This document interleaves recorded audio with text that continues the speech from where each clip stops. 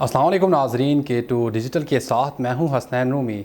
Bulletin का आगाज़ करें। आपको बताएं, गिलगित इस्माइली रीजनल कौंसिल का एक आला सतही वफ़द अलवाइस करीम खान की क़यादत में मरकज़ी इमामिया जामिया मस्जिद पहुंचा, जहां वफ़द ने काहिद मिलत जाफ़रिया आगा सैयद राहत हुसैन अल हुसैनी, सदर अंजुमन इमामिया सैयद शरफुद्दीन काज़मी और काबीना के अरकान से खुसूसी मुलाकात की। वफ़द ने ईद गदीर और ईद उल अज़हा की मुबारकबाद पेश की और ईरान इसराइल कशीदगी पर गुफ्तगू करते हुए इसराइली जारहियत की मजम्मत और ईरानी दिफाई रद्दअमल को सराहा। उन्होंने इसे उम्मत मुस्लिमा की दिफाई खुददारी का मजहर करार दिया। मुलाकात में गिलगित बल्तिस्तान में क़याम अमन, बैनुल मसालिक, हम आहंगी और रवादारी पर मुश्तरका जिद्दोजहद पर इत्तफाक किया गया। इस मौके पर शहदाए कुद्स के लिए फातिहा ख़्वानी की गई और मुहर्रम उल हराम को पुरअमन और बावकार तरीके से मनाने के अज़म का इआदा भी किया गया। आगा राहत हुसैन अल हुसैनी ने कहा कि हमने हमेशा अमन को तरजीह दी है और आइंदा भी इत्तेहाद उम्मत और इस्तेहकाम अमन के लिए किरदार अदा करते रहेंगे। उन्होंने मुहर्रम उल हराम को मिल्लत इस्लामिया का महीना करार देते हुए तमाम मकातिब फ़िक्र को इसमें शमूलियत की दावत दी। स्कर्दो नामवर आलिम दीन आगा सैयद बाकर हुसैन अल हुसैनी को आइंदा 3 साल के लिए दोबारा अंजुमन इमामिया बल्तिस्तान का सदर मुंतखब कर लिया गया।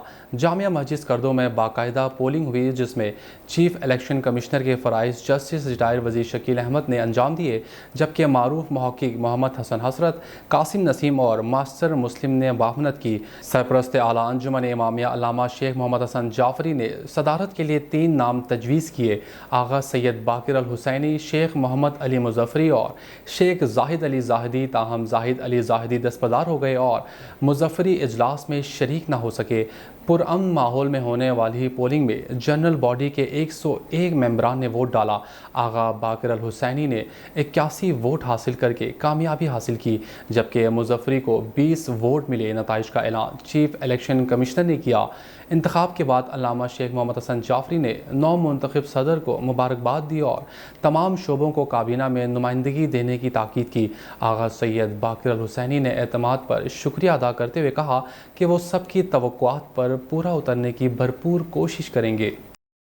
गिलगित बल्तिस्तान के गवर्नर सैयद मेहदी शाह ने Gilgit Baltistan land reform act 2025 पर बाज़ाब्ता दस्तखत कर दिए, जिसके बाद ये कानून नाफिजुल अमल हो गया है।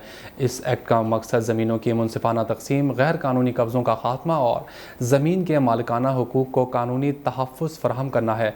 ज़राए के मुताबिक land reform act 2025 Gilgit Baltistan की तारीख में एक अहम पेशरफ्त है, जो इलाके की ज़रूरी तरक्की, मुआशी बेहतरी और समाजी इंसाफ को यकीनी बनाने के लिए बनाया गया है। इस कानून के तहत ज़मीनों के रजिस्ट्रेशन, मालिकाना हुकूक की तस्दीक और ज़मीन के इस्तेमाल के वाज़ेह कवायद वाज़ेह किए जाएंगे। वाज़ेह रहे कि लैंड रिफॉर्म एक्ट 2025 को हालिया कानून साज असम्बली इजलास में अक्सरियती वोटों से मंजूर किया गया था और अब गवर्नर की मंजूरी के बाद इसे कानूनी हैसियत हासिल हो गई है। माहिरीन का कहना है कि यह कानून गिलगित बल्तिस्तान में ज़रूरी शोबे की तरक्की, ज़मीन के बेहतर इस्तेमाल और देही माशरती निज़ाम में मुस्बत तब्दीलियों का पेश खैमा साबित होगा। रूस ने ईरान पर इसराइली हमलों को गैर कानूनी और आलमी सलामती के लिए ख़तरा करार देते हुए ख़बरदार किया है कि ये हमले दुनिया को एक एटमी तबाही के दहाने पर ले जा सकते हैं। रूसी वज़ारत ख़ारजा के जारी करदा बयान में कहा गया है कि ईरान ने हमेशा जोहरी अदम फैलाव के माहिदे की पासदारी की है और तेहरान के जोहरी प्रोग्राम का वाहिद हल सिफारतकारी है, न कि फ़ौजी हमले। मास्को ने मुतालबा किया है कि इसराइल फ़ौरी तौर पर इन जोहरी तनसीबात पर हमले बंद करे जो बैनुल अक़वामी जोहरी तवानाई एजेंसी की निगरानी में है। बयान में इसराइली कार्रवाइयों को बैनुल अक़वामी कानून की संगीन खिलाफ वर्जी करार दे दिया और कहा गया कि इन हमलों के असरात सिर्फ ईरान या इसराइल तक महदूद नहीं रहेंगे, बल्कि पूरी दुनिया को लपेट में ले सकते हैं। रूस ने मगरबी ममालिक पर भी इल्ज़ाम लगाया है कि वो जोहरी अदम फैलाव के उसूलों को सियासी इंतकाम के लिए इस्तेमाल कर रहे हैं, जो बैनुल अक़वामी अमन के लिए ख़तरनाक रुझान है।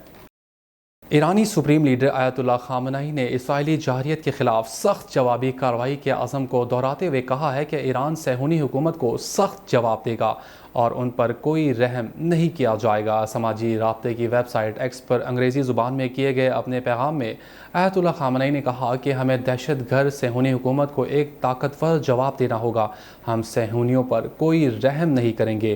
یہ بیان امریکی صدر ڈونلڈ ٹرمپ کی جانب سے ایران کو دی گئی دھمکیوں کے باوجود سامنے آیا ہے، جس سے واضح ہوتا ہے کہ تہران اسرائیلی حملوں کا منہ توڑ جواب دینے کے لیے پرعزم ہے۔ ایران اور اسرائیل کے درمیان حالیہ کشیدگی کے پس منظر میں سپریم لیڈر کا یہ بیان تہران کی جانب سے کسی بھی مزید حملے کی صورت میں سخت رد عمل کا عندیہ دیتا ہے۔ یاد رہے کہ ایران کی جانب سے آپریشن صادق سوم کی 10ویں لہر کا آغاز ہو چکا ہے، جس سے اسرائیلی ایئر بیسز پر بیلسٹک میزائل سے حملہ کیا گیا، جبکہ 13 جون سے اب تک ایرانی میزائل حملوں میں 14 اسرائیلی ہلاک اور متعدد زخمی ہو گئے ہیں۔ غزیر شندور فیسٹیول کے لیے تیاریاں مکمل کر لی گئی۔ ڈپٹی کمشنر غزیر حبیب الرحمان نے میڈیا سے گفتگو کرتے ہوئے کہا ہے کہ 20 جون سے 23 جون تک منعقدہ شندور انٹرنیشنل فیسٹیول بھرپور طریقے سے منانے کے لیے تیاریاں مکمل کر لی گئی ہیں۔ انہوں نے کہا کہ چترال اور گلگت بلتستان انتظامیہ مل کر اس ایونٹ کو یادگار بنائیں گے، جس سے فری سٹائل پولو اور علاقے کی منفرد ثقافت کو دنیا بھر میں نئی پہچان ملے گی۔ انہوں نے کہا کہ گلگت بلتستان اور چترال کی روایات اور ثقافت مشترک ہے۔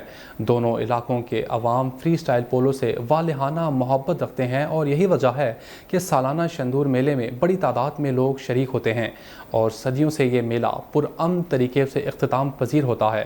انہوں نے مزید کہا کہ شندور میلہ اس مرتبہ بھی چترال اور گلگت بلتستان حکومت مشترکہ طور پر کامیاب بنائیں گے۔ K2 ڈیجیٹل کے ساتھ فی الوقت اتنا ہی۔ مزید خبروں کے لیے وزٹ کیجیے ہماری ویب سائٹ www.dailyk2.com۔ اللہ حافظ۔